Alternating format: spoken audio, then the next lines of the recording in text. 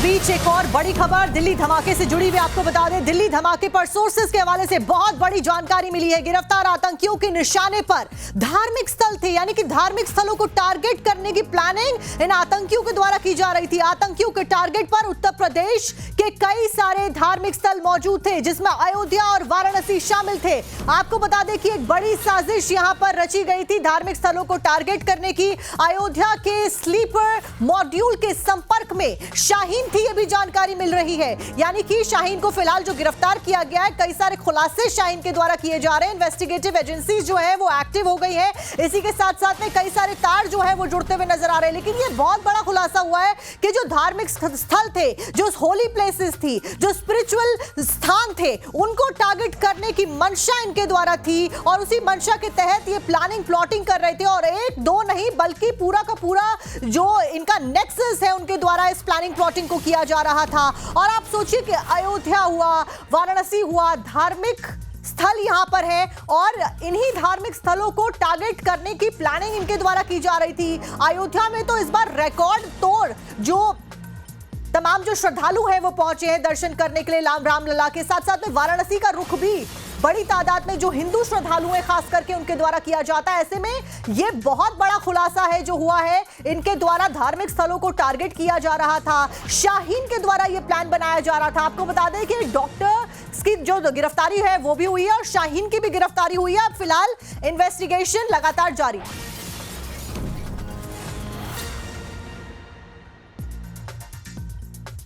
इस बीच आपको यह भी बता दें कि लाल किले की पार्किंग का एक और नया सीसीटीवी वीडियो सामने आया। सीसीटीवी में साफ दिखाई दे रहा है उमर, यानी कि उमर वो व्यक्ति जो कि i10 गाड़ी को लेकर आया था, जिसके कई सारे वीडियो सामने आ रहे हैं। उसने 10 दिन तक अल्फा यूनिवर्सिटी में यहां पर अपनी गाड़ी को पार्क रखा था। उसका एक ताजा सीसीटीवी वीडियो सामने आया जो कि आप अपनी स्क्रीन पर देख रहे हैं। 10 नवंबर को दोपहर से शाम तक पार्किंग में यह गाड़ी के साथ में मौजूद रहता है। 10 नवंबर को दोपहर करीबन 3:19 पर यह सीसीटीवी में कैप्चर होता है, जो कि आप अपनी स्क्रीन पर ले रहे हैं। यानी कि कई घंटे पार्किंग में बिताने के बाद में जब उमर के द्वारा गाड़ी को लेकर जाया जा रहा था लाल किले की ओर, उस दौरान का यह वीडियो बताया जा रहा है। क्योंकि करीबन शाम के 7 बजे के बाद में धमाका होता है, लेकिन दोपहर के 3:19 पर उमर की यह फुटेज सामने आती है जिसमें उमर गाड़ी में नजर आ रहा है। वही गाड़ी जिसमें ब्लास्ट होता है और इसी गाड़ी में ब्लास्ट होने के बाद में उमर इस गाड़ी में मौजूद होता है। ब्लास्ट होने के बाद में कई सारे वहां पर जो वाहन होते हैं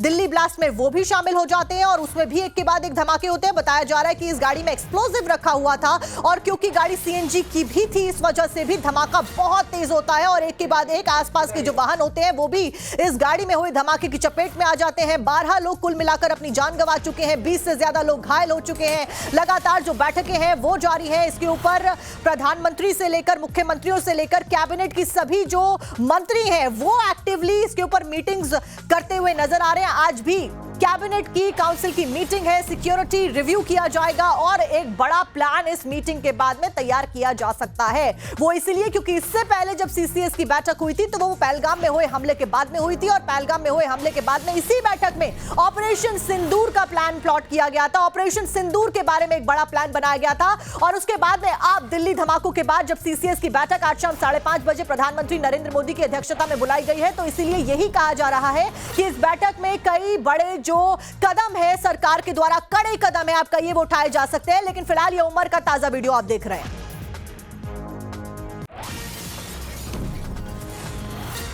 और इसी खबर के ऊपर ज्यादा जानकारी लेकर हमारे साथ में हमारे सहयोगी अमित जुड़ चुके हैं। अमित, फिलहाल क्या कुछ अपडेट है? एक के बाद एक नए जो वीडियोस हैं वो सामने आ रहे हैं, लेकिन बड़ी बात यह है कि धार्मिक स्थलों को पर्टिकुलरली टारगेट करने की मंशा इनकी थी। और भी ऐसे कितने खुलासे हैं जो हो रहे हैं?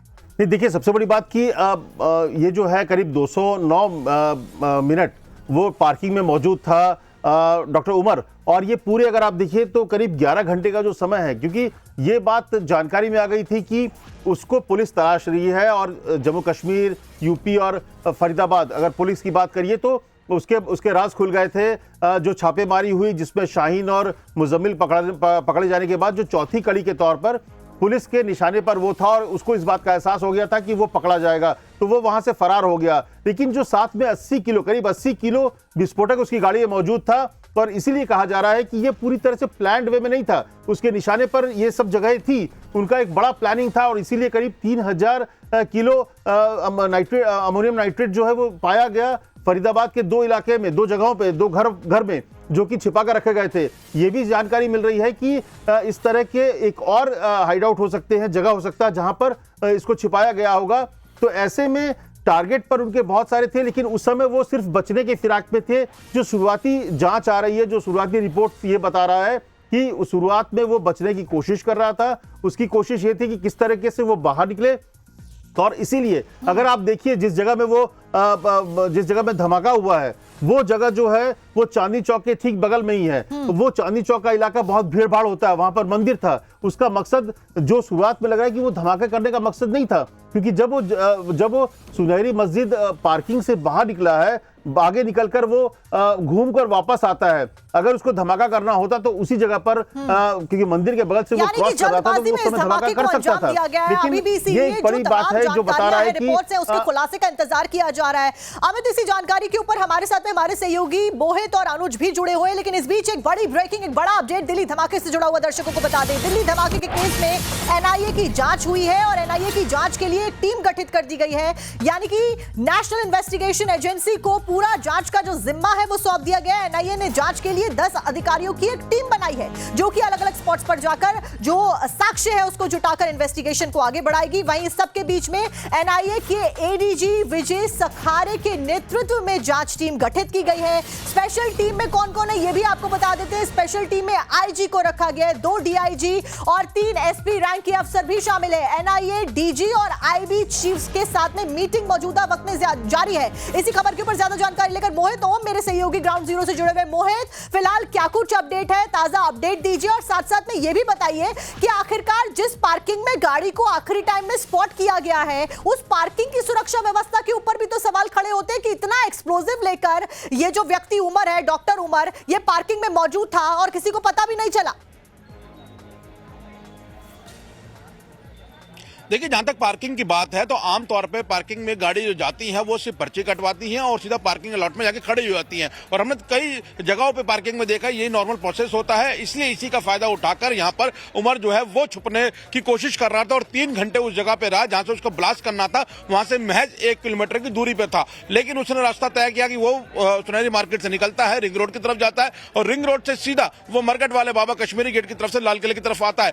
अब सबसे अहम हो जाती है वो सीसीटीवी फुटेज, जिस सीसीटीवी फुटेज में ब्लास्ट होता हुआ नजर आ रहा है। मैं आपको पोल दिखाता हूं जिसमें सीसीटीवी कैमरास लगे हैं। ये जो पोल है ठीक लाल किले के सामने, जो रोड के 4 डायरेक्शंस को कवर कर रहा है, चारों डायरेक्शन के विंडोज जो है वो उस कंट्रोल रूम में नजर आ रहे थे। एक जो कंट्रोल रूम का जो सीसीटीवी है वो जैन मंदिर की तरफ है, एक गौरी शंकर मंदिर की तरफ, एक रोड में जो लाल किले की तरफ से रोड आ रही है, कश्मीरी गेट की तरफ से लाल किले को टच करती है, वहां पे करता है और उसी कैमरे के अंदर इस फुटेज जो है नजर आई है। और इसी फुटेज के आधार पर पीछे के जो कैमराज हैं, करीब लाल किला परिसर के आसपास 360 कैमरास लगे हैं जिनको 24 घंटे निगरानी में किया जाता है। राउंड द क्लॉक पुलिस की टीम जो है वो कंट्रोल रूम के अंदर चेंज होती है, जो सीसीटीवी पे निगाह रखती है। अब इस फुटेज के आधार पे ही पूरी जो ट्रेल है वो देखी जा रही है कि गाड़ी कहां से स्लो हो रही थी। और एक बड़ा सवाल ये खड़ा हो रहा है कि जब शुरुआती दौर में पता लगा है कि सुनारी जो मस्जिद की पार्किंग है वहां से जब बाहर निकला है तो उसके बाद 3 लोग गाड़ी में थे, यानी 2 लोग और बैठे थे। लेकिन ब्लास्ट के वक्त जो पुलिस को फुटेज मिल रही है उसमें पता लग रहा है कि एक ही शख्स गाड़ी के अंदर था।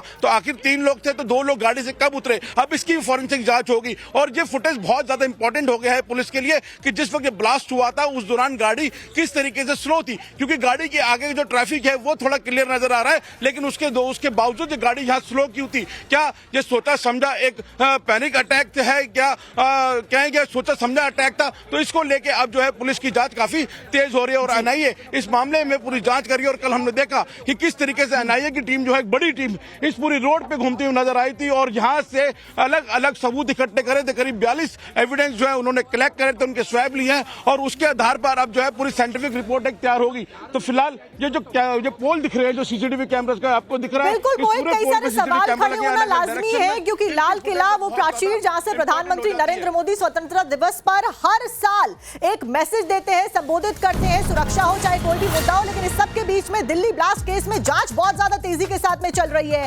अल फलाह यूनिवर्सिटी में हरियाणा एसटीएफ की टीम मौजूदा वक्त में पहुंच चुकी है। जांच के लिए यूनिवर्सिटी कैंपस में एसटीएफ की टीम मौजूद है। आपको बता दें कि दिल्ली पुलिस की स्पेशल सेल की जो टीम है वो भी कैंपस में पहुंच गई है, जो कि इन्वेस्टिगेशन को अंजाम दे रही है, क्योंकि अल-फलाह यूनिवर्सिटी से 2 डॉक्टर्स की गिरफ्तारी होती है और उसी के बाद में उमर की गिरफ्तारी भी होती है। अल-फलाह यूनिवर्सिटी से जो डॉक्टर गिरफ्तार किए गए उनमें से जो डॉक्टर मुजम्मिल थे, उसी की गाड़ी के बाजू में यानी कि बराबर में ये I-20 गाड़ी जिसमें धमाका होता है दिल्ली हमलों में, जो उमर की गाड़ी बताई जा रही है, वो खड़ी भी रहती है। अनुज भी हमारे साथ में जुड़े हुए। अनुज, फिलहाल क्या कुछ अपडेट है, कैसे इन्वेस्टिगेशन चल रही है? दिल्ली पुलिस की स्पेशल सेल भी फिलहाल कैंपस में मौजूद है।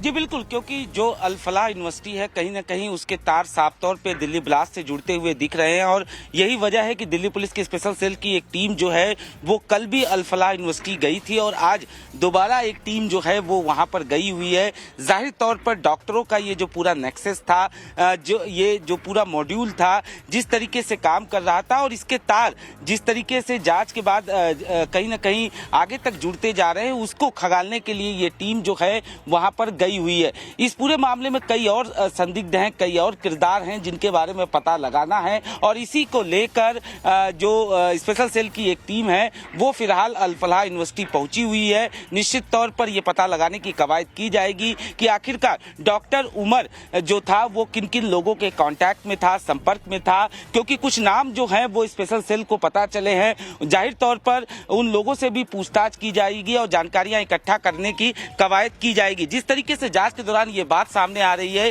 कि हो सकता है हड़बड़ी में ये ब्लास्ट जो है उसे अंजाम दिया गया था, तो ऐसे में उनकी पूरी योजना क्या थी, कहां कहां किन किन जगहों को टारगेट करना था, इसको लेकर भी जांच जरूरी है। और इसी वजह से चूंकि ठीक है अनुज, इस बीच आपको यहाँ पर रुकते हुए अभिषेक का एक बार रुक कर लेते हैं। हमारे सहयोगी अभिषेक सीधे अल-फलाह यूनिवर्सिटी के कैंपस से हमारे साथ में जुड़ गए। अभिषेक, क्या कुछ फिलहाल हो रहा है? बड़ी टीमें, सिक्योरिटी एजेंसीज, तमाम जो एजेंसीज हैं वो अपना वर्क करती हुई नजर आ रही है, ऐसे में क्या कुछ अपडेट मिल रही है, कैसे इन्वेस्टिगेशन को किया जा रहा है? देखिए, बिल्कुल हरियाणा एसटीएफ की टीम अब से कुछ देर पहले पहुंची थी और दिल्ली पुलिस की स्पेशल सेल भी अब यहां पर पहुंची है। दिल्ली पुलिस की स्पेशल सेल अभी अंदर मौजूद है। एक ट्रक भी यहां पर हरियाणा पुलिस के अंदर गई है। अब वो किस लिए गई है वो थोड़ी देर बाद साफ हो पाएगा। अंदर जांच अभी भी चल रही है और कल जिस तरीके से खबर आई थी 6 लोगों को डिटेन किया गया था, उसके बाद क्या और लोगों को आज डिटेन किया जाएगा, ये एक बहुत बड़ा सवाल है। क्योंकि अभी जो ट्रक गई है हरियाणा पुलिस की वो अपने आप में कई बड़े सवाल जो है वो खड़े करती है। इसके अलावा हरियाणा पुलिस, फरीदाबाद पुलिस की बहुत सारी जो टीमें हैं वो अभी यहां धौज गांव में मौजूद है। इसके अलावा लोकल इंटेलिजेंस यूनिट भी लगातार मॉनिटरिंग कर रही है। तो दिल्ली पुलिस की स्पेशल सेल, हरियाणा एसटीएफ और फरीदाबाद पुलिस तीनों इस वक्त यहां पर अल-फलाह यूनिवर्सिटी कैंपस और कैंपस के बाहर मौजूद है और लगातार जो इन्वेस्टिगेशन है पूरे मामले की वो अभी की जा रही है। कई सारे सवाल हैं जिनका जवाब अभी आना बाकी है। यही कारण है कि तमाम एजेंसियां जो हैं वो एक साथ मिलकर काम कर रही हैं। क्या कुछ इसके ऊपर स्पेसिफिकेशन सामने आया, क्या कुछ वो कहते हुए नजर आए? क्योंकि आपकी यूनिवर्सिटी में जो प्रोफेसर, जो डॉक्टर स्टूडेंट्स को पढ़ा रहे हैं, उनको आगे की ओर बढ़ा रहे हैं, उनकी खुद की मानसिकता ऐसी है, जो एक्सप्लोजिव लेकर चल रहे हैं, जो इस तरीके की प्लानिंग प्लॉटिंग कर रहे हैं, धार्मिक स्थलों को टारगेट कर रहे हैं, पुलिस उनको गिरफ्तार करके लेके जा रही है, एसटीएफ की टीम आपकी यूनिवर्सिटी में बैठी हुई है, प्रशासन इसके ऊपर क्या कुछ कह रहा है जो यूनिवर्सिटी का है? देखिए, हमने कई बार बात करने की कोशिश की यूनिवर्सिटी प्रशासन से, लेकिन उनके तरफ से कोई जवाब नहीं आया। वो अभी बात करने से कतरा रहे हैं, परहेज कर रहे हैं। आखिर इसके पीछे कारण क्या है, ये भी एक बहुत बड़ा सवाल है। क्योंकि प्रशासन को, यूनिवर्सिटी प्रशासन को ये साफ करना पड़ेगा कि आखिर अंदर इस तरीके से अगर ये चल रहा था पूरा टेरर मॉड्यूल, तो आखिर यूनिवर्सिटी प्रशासन को इसकी जानकारी क्यों नहीं थी, और अगर जानकारी थी भी तो उन्होंने बात जो है ये बताई क्यों नहीं थी। तो बहुत बड़े सवाल हैं जिनका जवाब यहाँ पर जो एजेंसियां हैं वो ढूंढ रही है। लेकिन सबसे बड़ी इस वक्त की जो खबर है वो ये है कि दिल्ली पुलिस की स्पेशल सेल, हरियाणा एसटीएफ अंदर मौजूद है, जांच कर रही है। और अब देखना पड़ेगा कि आज जो ट्रक गई है हरियाणा पुलिस की, उसके साथ जो है उसमें क्या कुछ निकल के सामने आता है। क्या कुछ और लोगों को डिटेन किया जाएगा, कुछ सामान अंदर से जब्त किया जाएगा, वो कुछ बड़े सवाल हैं जिनका जवाब अभी आना बाकी है। हमारे साथ अमित भी हमारे साथ जुड़े हुए। अमित, फिलहाल पॉलिटिकली अगर इस पूरे इंसिडेंट को समझा जाए तो लाल किला देश की राजधानी में और वहां वो जगह जहां से प्रधान प्रधानमंत्री संबोधन देते हैं, जनता को संबोधित करते हैं और कई सारी महत्वपूर्ण बातें, चाहे वो टेररिज्म के खिलाफ हो या फिर वो इस तरीके की साजिश हो, उसके खिलाफ वो हमेशा से देते आए हैं। ऐसे में एक बड़ी प्लानिंग इनके द्वारा की गई। अब आज सीसीएस की मीटिंग है, इससे पहले तब हुई थी मीटिंग जब ऑपरेशन सिंदूर को लेकर प्लानिंग की गई थी। क्या आज भी एक बड़ा मैसिव प्लान सरकार के द्वारा एक बड़ा कदम उठाया जा सकता है? देखिए, निश्चित तौर पर जब सीसीएस की बैठक होगी, इससे पहले जब सीसीएस की बैठक हुई थी जो पहलगाम में हुआ था, इसके बाद उसमें बड़े फैसले लिए गए थे और उसमें जो बड़े फैसले लिए गए थे उसमें जो सेना को और उसको लेकर जो एक्सरसाइज है वो तो अलग थी, लेकिन उस समय आपको देखा होगा कि सिंधु जल संधि जो है वो बंद कर दिया गया था और उसके बाद उसके पानी के लिए तरसने को पाकिस्तान को छोड़ा गया और इसके अलावा कई एक्शन लिए गए। तो मुझे लगता है कि निश्चित तौर पर पहले तो प्रधानमंत्री को पूरा ब्रीफ किया जाएगा कि ये पूरे घटनाक्रम को लेकर, क्योंकि जब घटना घटी उस रात को प्रधानमंत्री ने गृह मंत्री अमित शाह से बात की, तमाम लोगों से बात की, एनएसए से बात की, लेकिन इसके बाद वो चले गए भूटान और अभी भूटान से जब शाम को लौटेंगे तो इसके बाद सीधे सीसीएस की बैठक होगी और मुझे लगता है उसमें पूरी प्रधानमंत्री को पूरी चीजों को ब्रीफ किया जाएगा। दूसरी जो महत्वपूर्ण चीज है और इसके बाद उनको एक्शन लेना है, वो एक्शन क्या होगा, कैसे होगा, उसको वो असेस करने के बाद तय करेंगे। और निश्चित तौर पर अगर प्रधानमंत्री ने ये कहा है कि जो साजिश करता है, देखिए जो इसमें इन्वॉल्व है उस पर कार्रवाई होगी वो अलग चीज है, लेकिन जब वो कहते हैं कि साजिश करता तो उसको समझना पड़ेगा। प्रधानमंत्री के भाषण को हमेशा अगर आप डिकोड करेंगे तो प्रधानमंत्री की अगली कार्रवाई के बारे में आपको अंदाजा हो जाता है और यही बात प्रधानमंत्री ने जो कही कि साजिशकर्ताओं को छोड़ा नहीं जाएगा, बख्शा नहीं जाएगा, तो निश्चित तौर पर एक बड़ा प्लान है। लेकिन मुझे लगता है कि फिलहाल जो कल गृह मंत्री ने 2 लगातार बैठकें की, अभी भी बैठकें कर रही है, उसमें जो फोकस एरिया ये है कि ये जो पूरा नेटवर्क है, अभी 4 डॉक्टर थे, इसके बाद डॉक्टर परवेज, डॉक्टर शाहीन के जो भाई उसको गिरफ्तार किया गया है। तो ये जो पूरा नेटवर्क है, इनके पास एक लैपटॉप मिला है जो पुलिस के कब्जे में है, उसकी जांच हो रही है, कुछ मोबाइल फोन मिले हैं, कोई व्हाट्सएप ग्रुप के बारे में हो रही है। तो अभी जिस तरह से वो धमाका भले ही हड़बड़ में किया गया हो, वहां पर करीब 9 लोगों की जान चली गई है। तो ऐसे में पहला जो फोकस है कि उनके पूरे क्या कुछ खुलासे इस डेटा से होते हैं जो लैपटॉप से बाहर आएगा। इस बीच एक बड़ी ब्रेकिंग आपको बता दें, लेडी डॉक्टर के एक्स हस्बैंड से पूछताछ की जा रही है। डॉक्टर जफर हयात से पूछताछ फिलहाल क्राइम ब्रांच की टीम के द्वारा की जा रही। लेडी आतंकी शाहीन को गिरफ्तार किया गया था और शाहीन का जो पूर्व पति है, एक्स हस्बैंड है जफर, उससे फिलहाल पुलिस की टीम, क्राइम ब्रांच की टीम तमाम जो सवाल है वो पूछ रही है लेडी डॉक्टर को लेकर कि क्या कुछ उसके बिहेवियर थे, क्योंकि अगर पति, एक्स पति जो है वो उसके साथ रहा है, कितने समय तक हो रहा है, ऐसे में दोनों के बीच में क्या कुछ बातचीत होती थी, शाहीन का बिहेवियर कैसा था और क्या ऐसी गतिविधियों में वो पहले भी संलिप्त रही है। ऐसे तमाम सवाल जो है वो खड़े हो रहे हैं और यही कारण है कि अब ये जो आतंकी गिरफ्तार किए गए हैं, ये जो डॉक्टर्स की लंबी लिस्ट जो सामने आ गई है, जो कि आतंकी षड्यंत्र में शामिल थे, आतंकी गतिविधियों में शामिल थे, ऐसे आरोपों के तहत इनसे इन्वेस्टिगेशन की जा रही है। अब इस सब के बीच में शाहीन के पति से भी पूछताछ हो रही है। इस सब के बीच में एक और बड़ी ब्रेकिंग, कश्मीर में अब तक का सबसे बड़ा ऑपरेशन चलाया जा रहा है। एक साथ में 400 ठिकानों को घेर लिया गया है। 200 ठिकानों पर पुलिस की रेड लगातार जारी है। इसमें अब तक 500 से ज्यादा संदिग्ध जो हैं उनसे पूछताछ की जा चुकी है। मौजूदा वक्त में भी ये मैसिव ऑपरेशन चलाया जा रहा है। जो कुछ भी फिलहाल दिल्ली में हुआ, दिल्ली को जो दहलाने की कोशिश की गई, यानी कि देश की राजधानी में जो ब्लास्ट हुआ, उसके तार पहलगाम से जुड़ते हुए नजर आए, यानी कि जम्मू कश्मीर से जुड़ते हुए नजर आया और यही कारण रहा कि जम्मू कश्मीर में सबसे बड़ा ऑपरेशन चलाया जा रहा है। आज की इस वक्त की सबसे बड़ी ब्रेकिंग यही है, यानी कि सरकार और तमाम जो इन्वेस्टिगेटिव एजेंसीज हैं वो बहुत एक्टिवली मैसिव स्केल पर काम कर रही है। सीसीएस की बैठक से पहले ये इस वक्त की सबसे बड़ी खबर है और सबसे बड़ा ऑपरेशन है जम्मू कश्मीर का जो अब तक चलाया गया है। यानी कि पहलगाम में जो आतंकी हमला हुआ उसके बाद अगर देखा जाए तो सबसे बड़ा ऑपरेशन मौजूदा वक्त में चलाया जा रहा है। एक साथ 400 जगहों पर 400 ठिकानों को घेर लिया गया है और 200 ठिकानों पर पुलिस की रेड जारी है। इन्वेस्टिगेटिव एजेंसी, सुरक्षा बल सभी मौके पर मौजूद हैं। कई जगहों को कॉर्डन ऑफ भी किया गया है। अब तक 500 से ज्यादा संदिग्धों को हिरासत में लेकर, यानी कि जिनकी गतिविधियों के ऊपर पुलिस को, प्रशासन को या इन्वेस्टिगेटिव एजेंसीज को जरा सा भी आप सोचिए शक था, उन सभी को हिरासत में लेकर मौजूदा वक्त में पूछताछ जारी है। ज्यादा से ज्यादा ज्यादा जो संदिग्ध है उनको हिरासत में लिया जा रहा है और अभी भी यानी कि करंट टाइमिंग में भी ये ऑपरेशंस बड़े स्केल पर जम्मू कश्मीर में चलाए जा रहे हैं। आखिरकार दिल्ली धमाके में कौन कौन लोग शामिल हैं, दिल्ली धमाके का पहलगाम से क्या कुछ कनेक्शन है, ये जो डॉक्टर्स पकड़े जा रहे हैं इनका कश्मीर से क्या संबंध है और इनका ब्लास्ट से क्या संबंध है, ये वो सवाल है जो आज देश का हर इंसान पूछ रहा है, हर व्यक्ति पूछ रहा है, क्योंकि 12 मासूम लोगों की जान जा चुकी है दिल्ली धमाके में, जो अपने परिवार के साथ वहां पर मौजूद थे। कोई अपने रोजमर्रा की जिंदगी को आगे बढ़ाने के लिए वहां पर कामकाज कर रहा था, कोई अपने परिवार को घुमाने के लिए वहां पर आया था, कोई सिर्फ वहां पर चहलकदमी कर रहा था।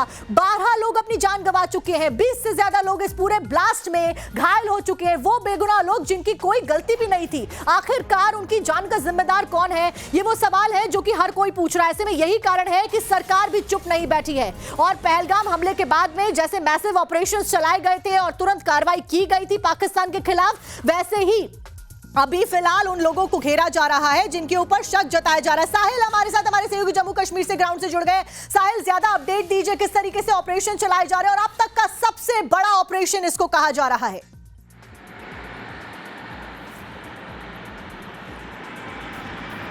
देखिए, सबसे बड़ा ये ऑपरेशन है जम्मू कश्मीर पुलिस का, जो कि पिछले 3 दिन से लगातार चल रहा है और इस ऑपरेशन में मुख्य रूप से दक्षिण कश्मीर के इलाकों में ऐसे व्यक्तियों की पूछताछ की जा रही है जो सस्पेक्ट्स है, जिन पे शक है और जो अंडर स्कैनर है। सबसे बड़ा ऑपरेशन जो है वो दक्षिण कश्मीर के कुलगाम में चलाया गया है, जहां पर 200 जगहों पर पिछले 3 से 4 दिनों के अंदर 400 से ज़्यादा कोऑर्डिनेट सर्च ऑपरेशन अंजाम दिए गए हैं।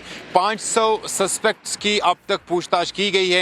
8 लोगों को डिटेन किया गया है, जिनको जो है अनंतनाग के सेंट्रल जेल शिफ्ट किया गया है। इसी तरह के ऑपरेशन अनंतनाग, शुपियां, पुलवामा इलाकों में चलाए जा रहे हैं, जहां पर जो जमाती इस्लामी प्रतिबंधित संगठन है उससे जुड़े लोगों के घरों पर छापामार कार्रवाई हो रही है। इसके साथ साथ आप देखेंगे तो जो जम्मू कश्मीर के नागरिक पीओके या पाकिस्तान आतंकी ट्रेनिंग के लिए गए थे 90 के दशक में, उनके जो कॉन्टैक्ट्स है यहाँ पे, उनके जो रिश्तेदार हैं वहाँ यहाँ पे, उनके घरों पर भी छापामार कार्रवाई हो रही है और कई लोगों को अभी तक जो है कहा जा रहा है, क्योंकि 500 जगहों पर 200 ठिकानों पर रेड चल रही है। इस बीच एक बड़ी ब्रेकिंग, आतंकी डॉक्टर उमर, अब तक की सबसे बड़ी ब्रेकिंग उमर से जुड़ी हुई आपको बता दें, डॉक्टर उमर की मां का डीएनए सैंपल लिया गया है। डीएनए सैंपल को जांच के लिए भेज दिया गया है, एम्स भेजा गया है सैंपल, और उमर फिदाइन था या फिर नहीं था ये जांच के बाद में पता चलेगा। आतंकी उमर मारा गया या फिर नहीं मारा गया, डीएनए जांच से ये पता चल पाएगा।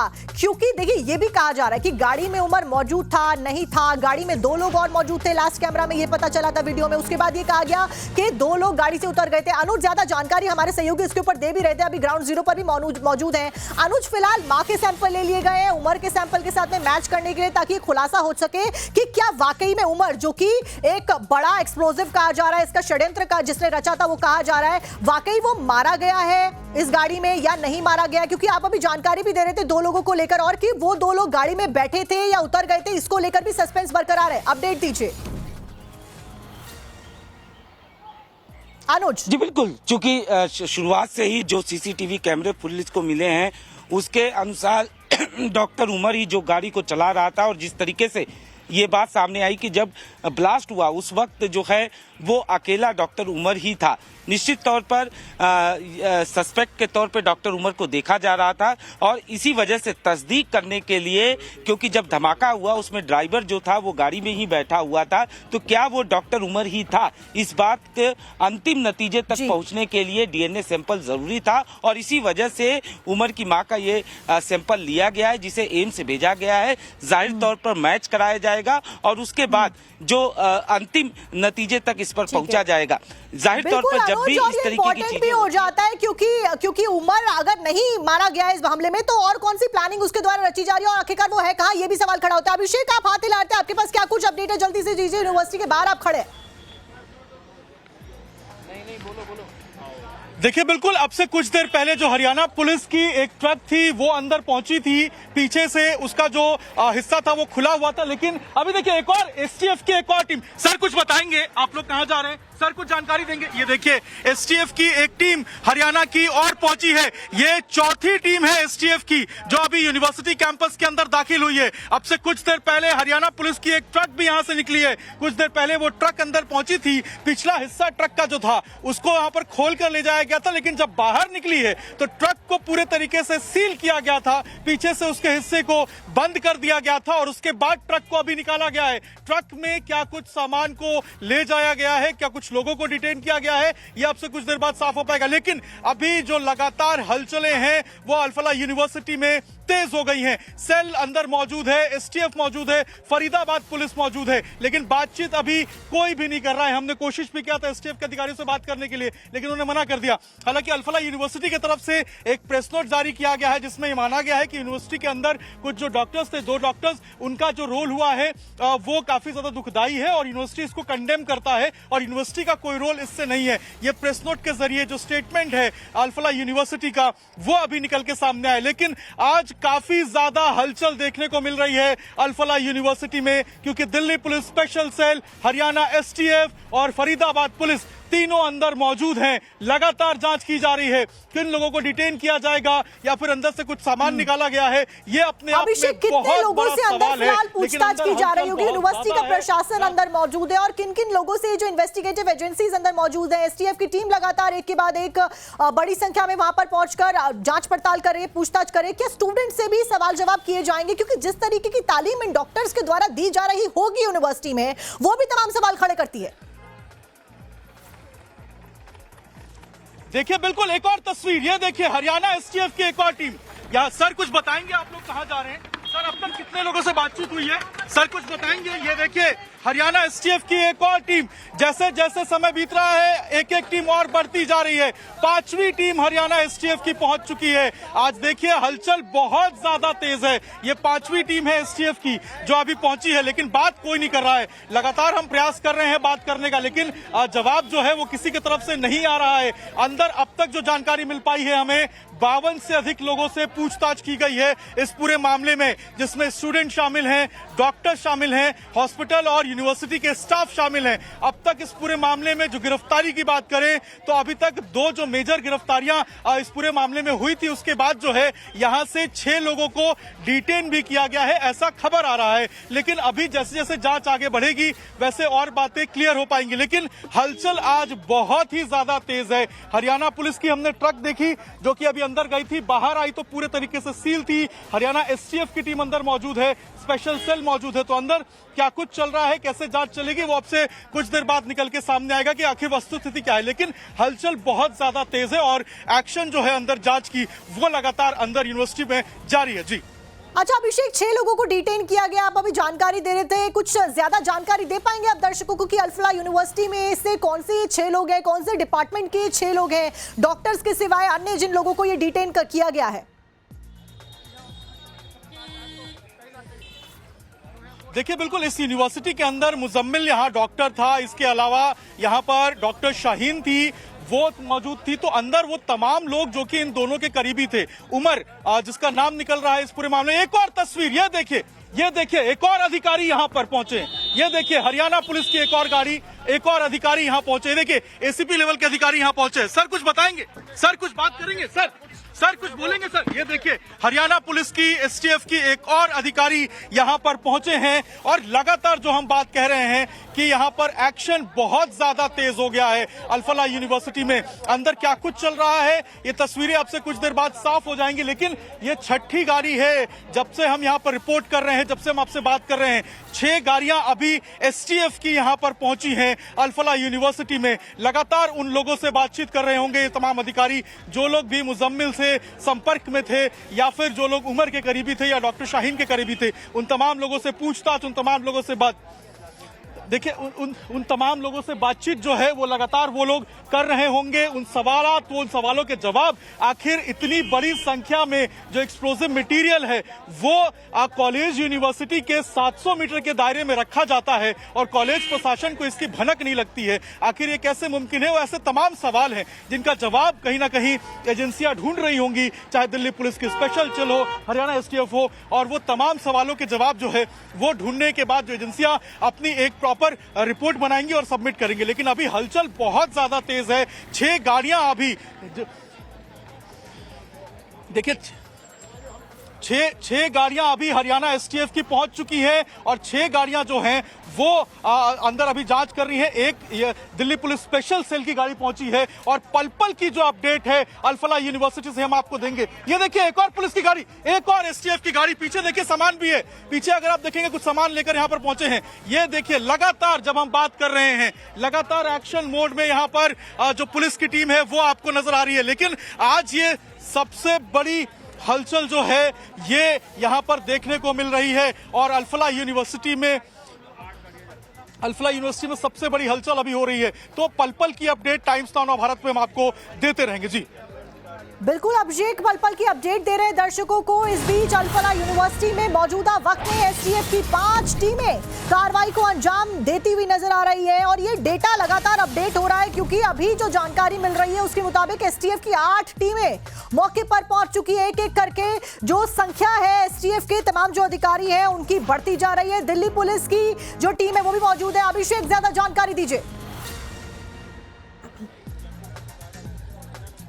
देखिए बिल्कुल अंदर टीमें मौजूद हैं, लगातार कार्रवाई जारी है। चाहे दिल्ली पुलिस स्पेशल सेल की बात करें, हरियाणा एसटीएफ की बात करें, 7 गाड़ियां अंदर अभी पुलिस की गई हैं। कल हमने देखा था पुलिस की गाड़ियां गई थी लेकिन इतनी बड़ी संख्या में नहीं गई थी। ट्रक गया है आज। समझिए आपकी ट्रक को जब ले जाया जा रहा था तो पीछे का जो हिस्सा था ट्रक का जिसमें सामान रखते हैं या लोग बैठते हैं उसको खुला लेकर गए थे, लेकिन जब वापस लेके आए हैं तो उसको पीछे से सील किया गया था। तो उसमें क्या कुछ सामान को जब्त किया गया है या कुछ लोगों को डिटेन करके ले गया गया है, ये अपने आप में बहुत बड़ा सवाल है। लेकिन जिस तरीके से गतिविधियां यहां पर बढ़ रही हैं, यूनिवर्सिटी कैंपस की एक तस्वीर दिखाइए, पूरा आपको रोड सुनसान नजर आएगा। अंदर की तस्वीर दिखाइए, देखिए पूरा रोड आपको यहां पर अभी सुनसान नजर आएगा और अंदर सिर्फ और सिर्फ जो हरियाणा एसटीएफ की टीम है वो मौजूद है, दिल्ली पुलिस की स्पेशल सेल मौजूद है, लोकल इंटेलिजेंस यूनिट की टीम मौजूद है और लगातार जो जांच है वो की जा रही है। पता किया जा रहा है कौन कौन से ऐसे लोग हैं जिनका रोल इस पूरे प्रकरण में निकलकर सामने आ रहा है। यह भी पता किया जा रहा है कि उमर और मुजम्मिल के और कितने करीबी किरदार है, क्योंकि लोगों को इस बात की जानकारी नहीं है कि आखिर इन लोगों ने ऐसे इतने बड़े एक्सप्लोसिव मटेरियल को कहां पर छिपाया था। यहां से 700 मीटर की दूरी पे जो एक घर है उसको रेंट पे लिया गया था और वहां पर कब्जे में लिया गया था। और एक गुस्सा भी लोगों के अंदर है कि आखिर इतनी बड़ी संख्या में एक्सप्लोसिव मटेरियल को कैसे कोई यहां से जो है वो ले जा सकता है। जब उमर यहां से 10 बजे निकला था जो बताया जा रहा है, उसके बाद वो दिल्ली पहुंचा। दिल्ली में लाल किले के पास पार्किंग में वो रुका हुआ था 3 घंटे तक और उसके बाद उसने जो बताया जा रहा है, जो हमारे सूत्र बता रहे हैं कि उसने ब्लास्ट को अंजाम दिया। तो ऐसे कई सवाल हैं, ऐसे कई किरदार हैं जिनका सामने आना बेहद जरूरी है। यहाँ पर खड़ा होता है वो ये कि अल-फलाह यूनिवर्सिटी की जो वेबसाइट है आज सुबह वो हैक हो जाती है। उस यूनिवर्सिटी की वेबसाइट, ऑफिशियल वेबसाइट को हैक कर लिया जाता है, चेतावनी उसके ऊपर लिख दी जाती है। सब तब होता है जब यूनिवर्सिटी के कर्मचारियों से पूछताछ हो रही है और यूनिवर्सिटी के 2 डॉक्टर्स को पकड़ा जाता है और उनके तार आतंकवादी संगठनों के साथ में जुड़े हुए पाए जाते हैं।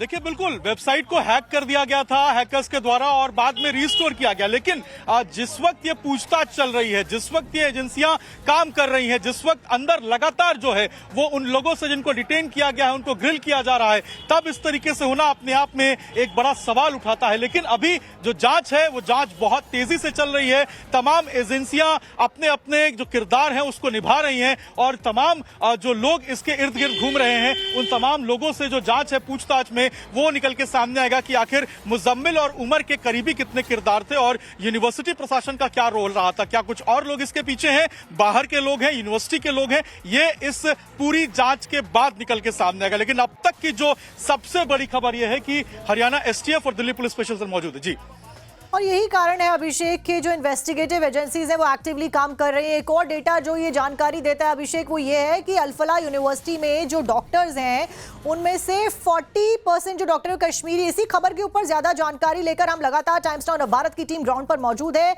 ज्यादा जानकारी आप तक पहुंचा रही है। दिल्ली पुलिस की भी टीम यूनिवर्सिटी के अंदर मौजूद है। दिल्ली ब्लास्ट के ऊपर क्या कुछ अपडेट है लगातार हम आप तक पहुंचा रहे हैं। इसी के साथ में फिलहाल वक्त